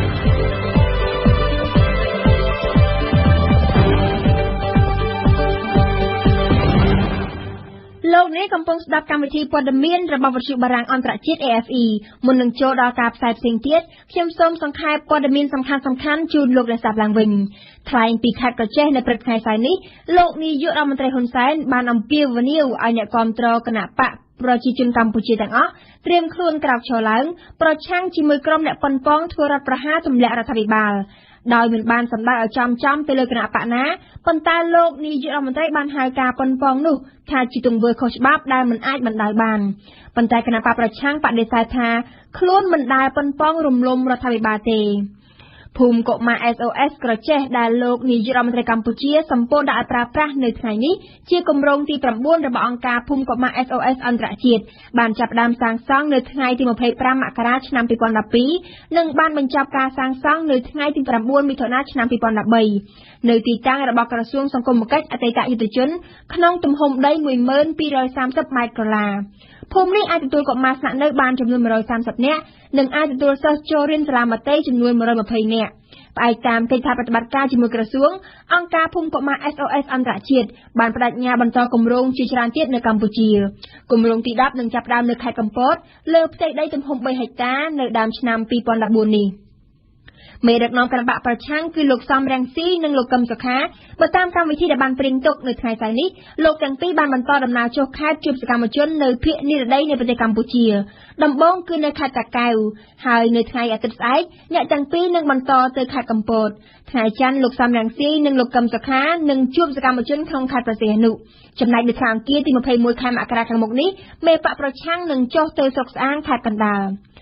រហូតមកទល់ពេលនេះមានសាច់ញាតិអ្នករងគ្រោះដោយអំពើហិង្សានៅផ្លូវវែងស្រេងចំនួន3ករណីហើយដែលបានពឹងពាក់អង្គការសង្គមស៊ីវិលឲ្យជួយស្វែងរកសមាជិកគ្រួសាររបស់ពួកគេមន្ត្រីអង្គការសង្គមស៊ីវិលបានថ្លែងថាសម្រាប់ក្រុមគ្រួសារដែលមានសមាជិកស្លាប់និងរបួសដែលពេលនេះបានទទួលដំណឹងថាមាន2ករណីហើយក្នុងចំណោមអ្នកស្លាប់4នាក់បានដាក់ពាក្យប្តឹងជនដៃដល់ក្នុងអំពើហិង្សាហើយត្រូវបានអង្គការសង្គមស៊ីវិលផ្ដល់ជូននៅជំនួយផ្នែកច្បាប់ផងដែរនៅប្រទេសថៃក្រុមសកម្មជនបកប្រឆាំងនិងក្រុមអាវក្រហមនៅបន្តដង្ហែក្បួនធ្វើបាតកម្មនៅទីក្រុងបាងកកទៀតនៅថ្ងៃសៅរ៍ទី18មករានេះបើទោះបីជាម្សិលមិញមានការបំផ្ទុះគ្រាប់បែកកណ្ដាលវងបាតកោបណ្ដាលឲ្យស្លាប់ម្នាក់និងរបួសជាច្រើនអ្នកក៏ដោយមជ្ឈមណ្ឌលពាណិជ្ជកម្មត្រូវរំខានផ្លូវថ្នល់ត្រូវបិទគប់ក្រុងបាងកកត្រូវជាប់គាំងជាច្រើនខែបណ្ដាជនក្រុងបាងកកចាប់ផ្ដើមធុញទ្រាន់សកម្មជនអ្នកគាំទ្រការបោះឆ្នោតបានរួបរวมគ្នាបង្កើតជាចលនាមួយថ្មីនិងបានផ្ដើមបញ្ចេញសម្លេងទាមទារឲ្យមានការគោរពឆន្ទៈរបស់ប្រជាពលរដ្ឋលោកអូបាម៉ាកាលពីល្ងាចថ្ងៃសុក្រម្សិលមិញនេះបានប្រកាសឲ្យដឹងពីគម្រោងធ្វើកំណែទម្រង់មួយដែលគេទន្ទឹងរង់ចាំមើលជាយូរមកហើយនោះគឺកំណែទម្រង់ទីភ្នាក់ងារចារកិច្ច NSA ដែលកំពុងប្រឈមមុខនឹងរឿងអាស្រូវជុំវិញការលួចស្ដាប់ទូរស័ព្ទនិងការប្រមូលទិន្នន័យឯកជនពីអ្នកប្រើប្រាស់អ៊ីនធឺណិតការធ្វើកំណែទម្រង់ដែលលោកអូបាម៉ាបានប្រកាសកាលពីម្សិលមិញនេះតាក់ទងតែចំពោះសកម្មភាពប្រមូលនិងប្រើប្រាស់ទិន្នន័យតាមទូរស័ព្ទតែមួយមុខគត់មិនមានការផ្លាស់ប្ដូរចំពោះការប្រមូលទិន្នន័យផ្សេងទៀតទេនិយាយឲ្យចំទៅវាគ្រាន់តែជាកំណែទម្រង់មួយផ្នែកទៅប៉ុណ្ណោះមិនមែនជាកំណែទម្រង់ទ្រង់ទ្រាយធំដែលអ្នកខ្លះរំពឹងទុកនោះទេនៅប្រទេសអាហ្វហ្គានីស្ថានទីក្រុងកាប៊ូលបានក្លាយជាចំណុចវាយប្រហារភេរវកម្មកាលពីថ្ងៃសុក្រទី17មករាម្សិលមិញនេះអំពើភេរវកម្មបង្កឲ្យមានមនុស្សស្លាប់យ៉ាងហោចណាស់21នាក់ក្នុងនោះមាន4នាក់ជាបុគ្គលិករបស់ក្រុមប្រឹក្សាសន្តិសុខអង្គការសហជីវជាតិភេរវកម្មជាស្នាដៃរបស់ពួកតាលីបង់នេះបានផ្ទុះឡើងនៅមុខភោជនីយដ្ឋានមួយក្នុងសង្កាត់ស្ថានទូតដែលមានជនបរទេសជាច្រើនចូលចិត្តទៅជួបជុំគ្នាជាពិសេសក្នុងល្ងាចថ្ងៃសុក្រចុងសប្តាហ៍បទយោកាជំនួបអ្នកបង្កើតកម្មវិធីទូរស័ព្ទសម្រាប់ពលរដ្ឋខ្មែរជាច្រើនក្នុងពិព័រណ៍កម្មវិធីទូរស័ព្ទដំបូងបំផុតនៅក្រុងភ្នំពេញនៅថ្ងៃសៅរ៍ទី18មករានេះត្រូវបានអ្នកចូលរួមបង្ហាញសិទ្ធិនិយមថាបានផ្ដល់ឱកាសឲ្យពួកគេបានរៀនពីគ្នាតាក់ទងគ្នានិងបង្អួតវត្តមានពីចំណុចពិសេសរបស់ផលិតផលរៀងៗខ្លួនដែលអាចរកបាននៅលើទីផ្សារអ៊ីនធឺណិតទោះបីជាមានទាំងចំណុចវិជ្ជមាននិងអវិជ្ជមានពីការប្រើប្រាស់កម្មវិធីទូរស័ព្ទសម្បូរបែបក្តីក៏មនុស្សសម័យថ្មីជឿជាក់ថាបច្ចេកវិទ្យាបានចាប់ផ្ដើមផ្លាស់ប្ដូរទម្លាប់មនុស្សជារៀងរាល់ថ្ងៃស្រីសុភ័ក្ររៀបចំបទយោការជូនលោកអ្នកស្ដាប់ នេះគឺជារូបភាពដែលខ្ញុំអាចនិយាយថាដែលខ្ញុំថតហើយហើយចង់និយាយថាថតកាមេរ៉ាគឺបានដែរហើយអាចជិះទៀតទៅវាណាទីមកអាចដាក់ជាបាច់របស់យើងបានហើយដល់កន្លងហើយនេះជាសម្លេងរបស់យុវជនម្នាក់កំពុងនិយាយបណ្ដាធ្វើកាយវិការបណ្ដាចុចទូរស័ព្ទនៅក្នុងដៃចុះឡើងបង្ហាញដល់អ្នកដែលចោមរោមមុខស្តង់តាំងពីពណ៌តូចល្មមរបស់ខ្លួននៅវិទ្យាស្ថានបច្ចេកវិទ្យាកម្ពុជាឬត្រូវបានគេស្គាល់ថាសាលាតិចណូសកម្មភាពបែបនេះមិនមែនជារឿងប្លែកណាស់ណាទេស្តង់ខ្លះមានគ្រឿងបំពងសំឡេងបើខ្លាំងៗទៀតផងកម្មវិធីថ្មីសម្រាប់ទូរស័ព្ទដៃ Smartphone រាប់ទាំងប្រភេទ Android, iOS និង Windows Phone សុទ្ធតែជាកម្មវត្ថុដែលត្រូវតាំងបង្អួតនាពិព័រណ៍កម្មវិធីទូរស័ព្ទដំបូងបំផុតនៅកម្ពុជានៅថ្ងៃសៅរ៍ទី18មករានេះមុខមាត់ពិតរបស់អ្នកអភិវឌ្ឍកម្មវិធីភាគច្រើនដែលមានសញ្ជាតិកម្ពុជាក៏មានវត្តមាននៅក្នុងពិធីនេះដែរជាស្តង់ដែលតាំងនៅដើមផ្លូវលម្អដោយគ្រាប់ឡុកឡាក់យក្ស3គ្រាប់រំលេចអក្សររែកខ្មែរបង់រំលោះនិងហ្វូតូវេទមន្តជាមួយនឹងទូរទស្សន៍មួយធំល្មមដែលចាក់វីដេអូណែនាំដដែលពីមុខមាត់សមាជិកក្រុមការងារជាយុវវ័យនិងរបៀបប្រើប្រាស់កម្មវិធីទូរស័ព្ទរាល់អ្នកធ្វើដំណើរកាត់មិនសូវរំលងពីការបង្ហាញរបស់យុវជនម្នាក់ក្នុងឯកសណ្ឋានអាវយឺតសឆ្លុះសញ្ញាសម្គាល់ពណ៌ខៀវខ្ចីលើអាវប្រកបឲ្យឃើញពាក្យ Magical Technology Team ឬក្រុមបច្ចេកវិទ្យាវេទមន្តអះអាងថាជាប្រធានក្រុម Magical Technology Team ឆនរឿនបានប្រាប់ដោយមិនសាក់ស្ទើរថាពិព័រណ៍នេះជាព្រឹត្តិការណ៍ដ៏មានប្រយោជន៍មួយសម្រាប់ក្រុមការងារថ្មីថ្មោងមួយនេះដែលមានសមាជិក9នាក់សុទ្ធសឹងតែជាយុវជនអាយុតិចជាង24ឆ្នាំក្នុងការផ្សព្វផ្សាយពីវត្តមានកម្មវិធីទូរស័ព្ទដែលក្រុមការងារនេះបានផលិតហើយចេញផ្សាយនៅលើទីផ្សារ Google បាន 2-3 សប្តាហ៍សម្រាប់ក្តីសង្ឃឹមដែលរំពឹងទុកបន្ទាប់ពីការតាំងពិព័រណ៍នេះកម្មវិធីរបស់ក្រុមបច្ចេកវិទ្យាវេទមន្តនឹងត្រូវទទួលស្គាល់ទាំងក្នុងស្រុកនិងក្រៅស្រុកបន្ថែមទៅលើមេរៀនពីអ្នកផលិតកម្មវិធីផ្សេងទៀតនិងឱកាសផែនការអាជីវកម្មក្រុមរបស់ខ្ញុំមានឈ្មោះថា Magical Technology Team បានយក App 3មកតាំងពីពណ៌ដូចជាទី1 Photo វេទមន្ត Photo វេទមន្តគឺជាកម្មវិធីមួយសម្រាប់ edit រូបភាពអាចដាក់ជា frame ដាក់ជា color និងអាចដាក់ជាអ្វីផ្សេងៗទៀតទៅលើរូបភាពហើយនឹង application ទី2របស់យើងគឺ application រែកខ្មែរគឺជា game មួយដែលយើងអាចលេងជាលក្ខណៈ game រែករបស់ខ្មែរហើយនឹង application របស់យើងមួយទៀតគឺមានឈ្មោះថាបងរំលោះផ្ដោតលើកម្មវិធីទូរស័ព្ទសម្រាប់ប្រើប្រាស់លើ Windows Phone រឿនម៉ាលីអ្នកដឹកនាំការរចនាមកពីក្រុមហ៊ុន The Rich Play បានបង្ហើបឲ្យដឹងថាក្រុមហ៊ុននេះកំពុងតែសិក្សាពីទីផ្សារនិងអតិថិជនដើម្បីដណ្ដើមយកប្រជាប្រិយភាពផ្នែកហ្គេមនៅលើទីផ្សារ Windows ដែលកញ្ញាយល់ថាមិនសូវមានខ្មែរជាអ្នកផលិតហើយពិព័រណ៍នេះក៏ជាឱកាសដ៏ល្អមួយដើម្បីទទួលប្រតិកម្មត្រឡប់ពីអ្នកចូលរួមថ្ងៃហ្នឹងយើងនាំយកតែ prototype មកដើម្បីយក feedback ទៅហៅទៅការ game មិនយើងនឹងធ្វើការគិតមើលហៅ feedback ហ្នឹងមិនហើយយើងនឹង add ចូលក្នុង game របស់យើងនៅមិនឆ្ងាយពីគោលគំនិតដើមនៃការបង្កើតព្រឹត្តិការណ៍នេះក្រៅពីជំនួបរវាងអ្នកអភិវឌ្ឍកម្មវិធីសម្រាប់ទូរស័ព្ទដៃដែលជាអ្នកមានទេពកោសល្យបទពិសោធន៍លើកម្មវិធីទូរស័ព្ទចល័តមកពីគ្រប់ប្រភពនៅកម្ពុជាដើម្បីបង្ហាញរូបរាងនិងវត្តមាននៅលើទីផ្សារអ៊ីនធឺណិតអង្គការសង្គមស៊ីវិលក្រុមហ៊ុននិស្សិតនិងយុវជនក៏អាចបំពេញតម្រូវការផ្សេងៗឆ្លើយតបទៅនឹងការរីកចម្រើននៃបច្ចេកវិទ្យាទូរស័ព្ទទំនើបលោកបេចន្ទ្រាអ្នកដឹកនាំកម្មវិធីបានឲ្យដឹងថានេះគឺជាពិព័រណ៍កម្មវិធីទូរស័ព្ទកម្ពុជាដំបូងបំផុតដែលបានផ្ដួចផ្ដើមគំនិតនិងសហការគ្នាពីសមាជិកដែលសុទ្ធតែមានបទពិសោធន៍លើបច្ចេកវិទ្យាក្តីរំពឹងពីជំនួបនេះគឺជាការចែករំលែកទាំងចំណេះដឹងថ្មីៗនិងទំនាក់ទំនងអាជីវកម្មទាក់ទងទៅនឹងបច្ចេកវិទ្យាទូរស័ព្ទទំនើបក្នុងចំណោមអ្នកអភិវឌ្ឍកម្មវិធីទូរស័ព្ទខ្មែរអាជីពចំនួន12ស្តង់និងបង្គ្រប់ដោយស្តង់របស់អង្គការនិងក្រុមហ៊ុនសរុបចំនួន35ស្តង់អ្វីដែលយើងរំពឹងទុកជាសិស្សនិស្សិតហើយនិងម្ចាស់អាជីវកម្មនិងអង្គការសង្គមស៊ីវិលប៉ុន្តែយើងឃើញពីច្រើនអ្នកចូលរួមគឺជា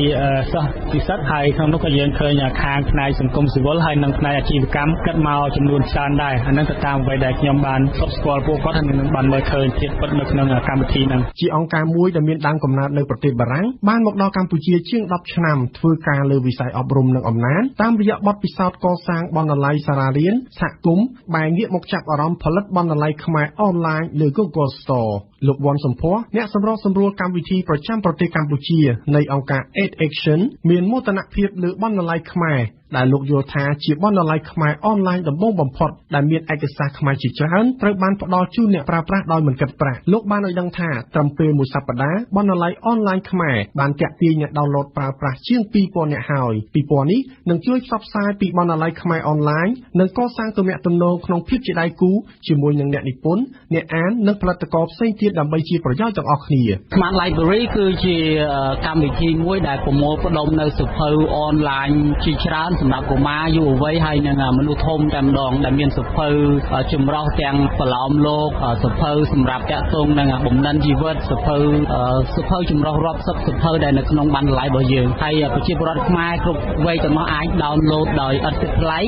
នៅលើ Play Store របស់ Google ក្រុមការងារផលិតហ្គេម Aswa ដែលធ្លាប់បានតាំងបង្ហាញក្នុងប្រទេសកូរ៉េ ជប៉ុន វៀតណាមនិងអាមេរិកក៏មានវត្តមានក្នុងពិព័រណ៍នេះដែរជាស្ថាបនិកអស្ចារ្យ Studio លោកអ៊ីអ៊ុយបានឲ្យដឹងថាហ្គេមស្រុកខ្មែរគឺថ្មីហើយចាប់ផ្ដើមពីចំណុច0មកទល់នឹងបទពិសោធន៍2ឆ្នាំសមាជិកក្រុមការងារកើនដល់14នាក់ហើយមានច្រើនជាង 16,000 នៃអ្នកប្រើប្រាស់ទូរស័ព្ទ Smartphone បាន download យកទៅលេងពីទីផ្សារអ៊ីនធឺណិត iOS និង Android កលឹះជោគជ័យគួរជាទីមោទនៈនេះគឺចាប់ផ្ដើមដោយការចូលចិត្ត អ្វីដែលល្អគឺថាយើងចូលចិត្តស្អីយើងធ្វើអានឹងទៅខំអានឹងទៅខ្ញុំគិតថាវានឹងល្អទៅមុខគឺខ្ញុំធ្វើហ្គេមខ្ញុំអត់ចេះអីទេតែខ្ញុំចូលចិត្តអានឹងអញ្ចឹងខ្ញុំចេះខំទៅវាអាចទៅរួចទាំងអស់ ដោយសារចាប់អារម្មណ៍នឹងបច្ចេកវិទ្យាពិព័រណ៍បែបនេះទាក់ទាញយ៉ាងខ្លាំងចំពោះផាត់សុភ័ក្រឲ្យមកទស្សនា មានបទប្រយោជន៍ច្រើនក្នុងនឹងទីមួយយើងអាចទទួលព័ត៌មានពីការប្រើប្រាស់ទូរស័ព្ទដៃរបស់យើងទីពីរយើងអាចទំនាក់ទំនងជាមួយនឹងអ្នកដែលយើងស្គាល់ហើយមកទីនេះយើងមានលឺព័ត៌មានថាយើងមានអាចប្រើទូរស័ព្ទដៃយើងអក្សរខ្មែរបានដោយសារទូរស័ព្ទនេះវាអត់មានទេអញ្ចឹងគាត់ថាវាអាចឲ្យវាជួយដើម្បីបញ្ចូលអក្សរខ្មែរទូរស័ព្ទអាចងាយស្រួលជាងមុនទៅ ក្រៅពីការតាំងពិព័រណ៍ដាក់បង្ហាញផលិតផលបច្ចេកវិទ្យានៅទីលានខាងក្រោមនៃវិទ្យាស្ថានបច្ចេកវិទ្យាកម្ពុជាក៏មានដែរប័ណ្ណបង្ហាញនានាពេញមួយថ្ងៃទាក់ទងទៅនឹងបច្ចេកវិទ្យាទូរស័ព្ទដៃដើម្បីចែករំលែកចំណេះដឹងទស្សនៈទានអាជីវកម្មការអភិវឌ្ឍនិងទិសដៅទៅអនាគតនៃបច្ចេកវិទ្យាទូរស័ព្ទដៃនៅក្នុងតំបន់និងជាពិសេសក្នុងប្រទេសកម្ពុជាសឿនស៊ីដាជានិស្សិត IT ហាក់ចាប់អារម្មណ៍នឹងប័ណ្ណបង្ហាញរបស់វាគ្មិនក្នុងជាន់ទី1ដែលមានអ្នកចូលរួមប្រមាណ 350 នាក់ច្រើនជាងស្តង់តាំងពិព័រណ៍តែរអ៊ូរទាំពីសិលវិធីរបស់អ្នកធ្វើប័ណ្ណបង្ហាញ ការតាំងពិព័រណ៍របស់គេល្អប៉ុន្តែមានកន្លែងខ្លះខ្ញុំចង់រីកមិនគាត់ព្រោះអ្នកឡើង present ហ្នឹងគេ present ពីទូរស័ព្ទបងតែមួយទៀតឡើង present អត់ទៅល្អគាត់និយាយឡើងអរអ៊ូអញ្ចឹងដល់ពេលទៅអ្នកស្ដាប់អត់ទៅមានអារម្មណ៍ស្ដាប់គាត់ទេតាមរយៈប័ណ្ណបង្ហាញក្នុងសាលចំនួនទូរស័ព្ទនៅក្នុងប្រទេសកម្ពុជាមានប្រមាណ 9,440,000 គ្រឿងនៅក្នុងនោះ 90% នៃពលរដ្ឋកម្ពុជាប្រមាណជាង 14 លាននាក់អះអាងថាមានទូរស័ព្ទផ្ទាល់ខ្លួនវត្តមាននៃទូរស័ព្ទទំនើបនិងកម្មវិធីសម្រាប់ប្រើប្រាស់លើទូរស័ព្ទដៃបានជួយសម្រួលភាពងាយស្រួលសម្រាប់អ្នកប្រើប្រាស់រួមមានផ្នែកព័ត៌មានការប្រស្រ័យទាក់ទងការបង្ហាញពីខ្លួនឯងការទិញនិងលក់ទំនិញអនឡាញការអប់រំអនឡាញសេវាហិរញ្ញវត្ថុការផ្ទុកឯកសារតាមរយៈបច្ចេកវិទ្យាលើទូរស័ព្ទដៃក្រៅពីអត្ថប្រយោជន៍ដ៏សម្បូរបែបយើងក៏មិនអាចភ្លេចឡើយពីភាពប្រឈមនៃបច្ចេកវិទ្យាទូរស័ព្ទដៃទំនើបរាប់បញ្ចូលការប្រស្រ័យលើសេវាផ្គត់ផ្គង់ការចំណាយដ៏ខ្ពស់ក្នុងការធ្វើបច្ចុប្បន្នភាពប្រភេទទូរស័ព្ទដៃដើម្បីអាចប្រើប្រាស់បាននៅកម្មវិធីចុងក្រោយបំផុតដ៏សម្បូរបែបទោះបីជាយ៉ាងណាមនុស្សជំនាន់ថ្មីជឿជាក់ថាបច្ចេកវិទ្យាបានចាប់ផ្ដើមផ្លាស់ប្ដូរទម្លាប់មនុស្សជារៀងរាល់ថ្ងៃឲ្យកាន់តែងាយស្រួលឡើង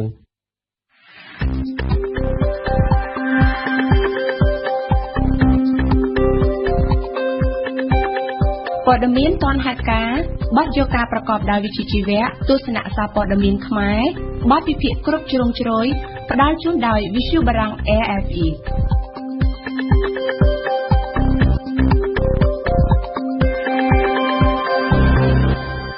លោកអ្នកនាងកំពុងស្ដាប់វិទ្យុបារាំង RFE ប្រសិនបើលោកអ្នកខកខានបានស្ដាប់ការផ្សាយកម្មវិធីព័ត៌មានរបស់យើងលោកអ្នកក៏អាចស្ដាប់ឡើងវិញឬទាញយកអត្ថបទព័ត៌មានណាមួយក៏ដោយដែលលោកអ្នកចង់បានដោយចូលទៅតាមគេហទំព័រ www.khmer.ofi.fr រៀនភាសាបារាំងនៅថ្ងៃនេះកម្មវិធីសិក្សាភាសាបារាំងយើងឈានដល់មេរៀនទី32សូមអញ្ជើញសិក្សាដោយរីករាយជាមួយយើងខ្ញុំដូចតទៅ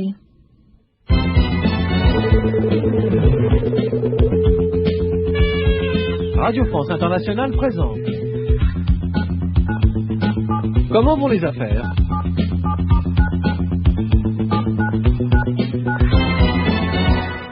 Mérien T 32កិច្ចសន្យាមួយមិនល្អទាល់តែសោះបញ្ហាផ្សារទំនិញនៅប្រេស៊ីលបណ្ដាលឲ្យហ្វីលីបកាដេព្រួយបារម្ភកាន់តែខ្លាំងឡើងថ្ងៃមួយនៅពេលដែលខ្ញុំទៅដល់ការិយាល័យគាត់កំពុងតែពន្យល់អ៊ីសាបែលម៉ាក់សៀអំពីរបៀបចរចាកិច្ចសន្យាមួយកាលពីឆ្នាំទៅជាមួយលោកតាវ៉ារ៉េសភ្នាក់ងារពាណិជ្ជកម្មប៉ារ៉ាហ្សេមនៅប្រទេសប្រេស៊ីលកិច្ចចរចានេះប្រព្រឹត្តទៅតាមទូរស័ព្ទដែលអ៊ីសាបែលម៉ាក់សៀយល់ឃើញថាជាការមួយគួរឲ្យចម្លែក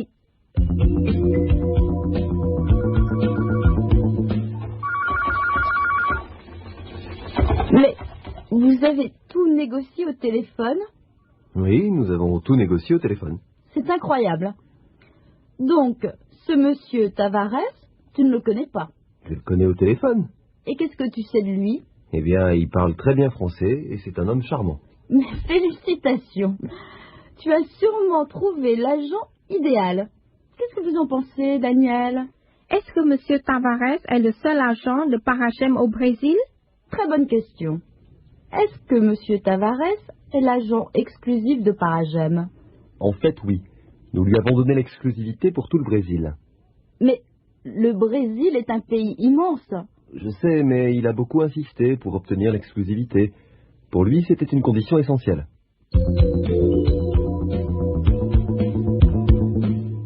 Isabelle Mercier អាចផ្ទៀងពិនិត្យសេចក្តីពន្យល់របស់ Philippe Cadet ដោយសំអាងទៅតាមកិច្ចសន្យារវាងក្រុមហ៊ុន Paragem និងក្រុមហ៊ុន Brésil របស់លោក Tavares ដែលក្រដាស់ស្នាមនៅក្នុងកណ្ដាប់ដៃនាងដូច្នេះដោយដែល Philippe Cadet បានអះអាងមែនលោក Tavares ប្រម៉ែប្រមូលយកបានផ្សារទំនិញ Paragem ទាំងអស់នៅទូទាំងប្រទេស Brésil. La société Tavares est chargée de la commercialisation au Brésil des produits de la société Paragem. Oui, oui, d'accord. Et où est l'exclusivité? Article 15, je crois. Article 15. Article 15. Ah, voilà. L'exclusivité garantie pour tout le pays. Exclusivité pour tout le pays. Eh bien, bravo. Quoi encore? Article 16.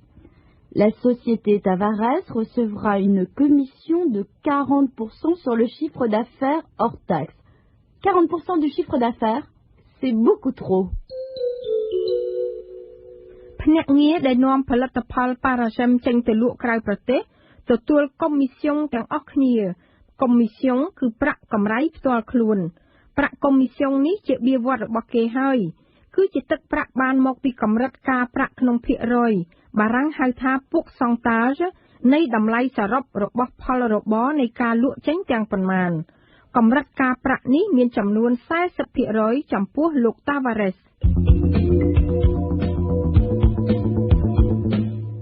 Et la durée du contrat? C'est à la fin, article 22 ou 23. Ah oui, article 23, durée du contrat. Le présent contrat est conclu pour une durée de 3 ans.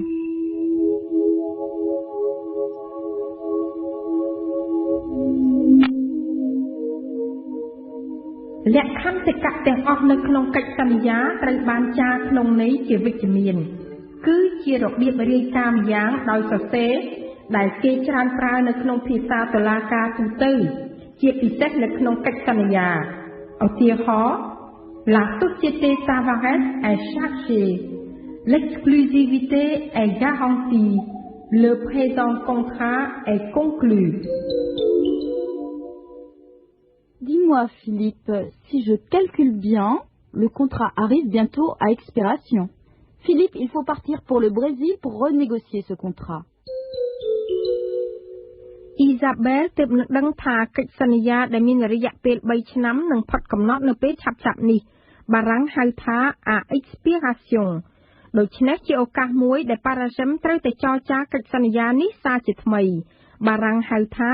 renégocier le contrat នៅសម័យប្រជុំប្រចាំសប្តាហ៍ជាបន្ទាប់គេតម្រូវឲ្យ Philippe Cadet ធ្វើដំណើរទៅកាន់ប្រទេស Brésil ជាបន្ទាន់ Philippe Cadet ក៏ទូរស័ព្ទទៅលោក Tavares ដើម្បីជូនជាដំណឹងថាគាត់នឹងអញ្ជើញទៅដល់ Brésil ក្នុងពេលឆាប់ៗនេះ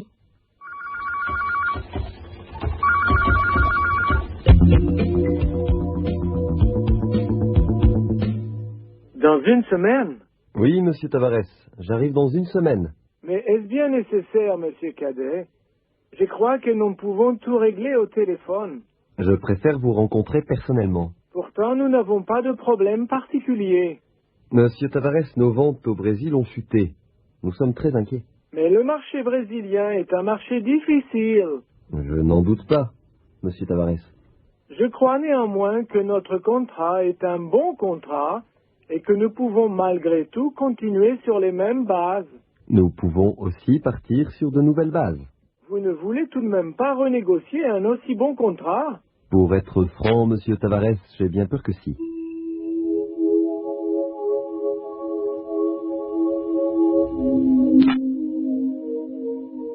លោកតាវ៉ារ៉េសនេះហើយមិនត្រឹមតែចេះនិយាយភាសាបារាំងឲ្យរត់មាត់នោះទេគាត់ថែមទាំងចេះនិយាយបញ្ចាច់បញ្ចើ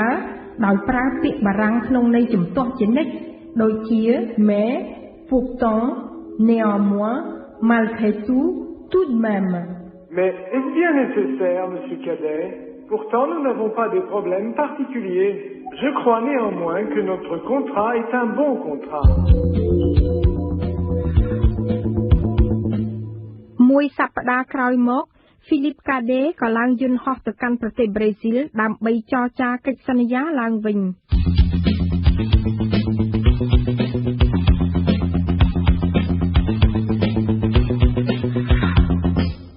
សូមរងចាំជួប Daniel ដើម្បីស្គាល់សហគ្រាស Paragem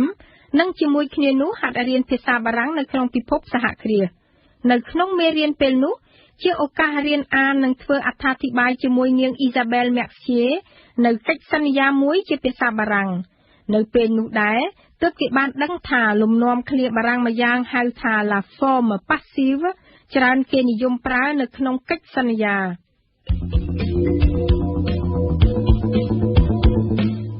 La société Tavares est chargée de la commercialisation au Brésil des produits Paragem.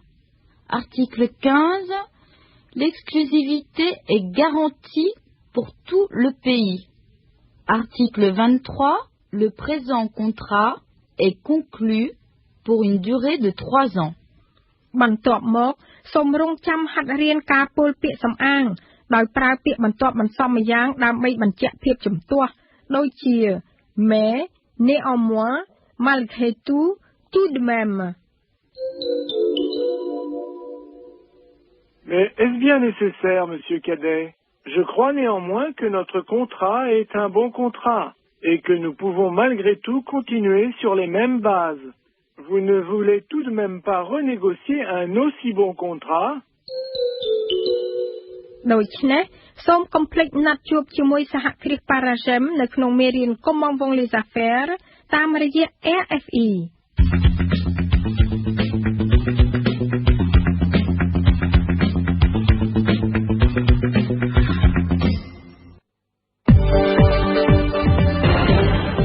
វិទ្យុបារាំង RFE ស្ដាប់ដើម្បីទទួលចំណេះដឹង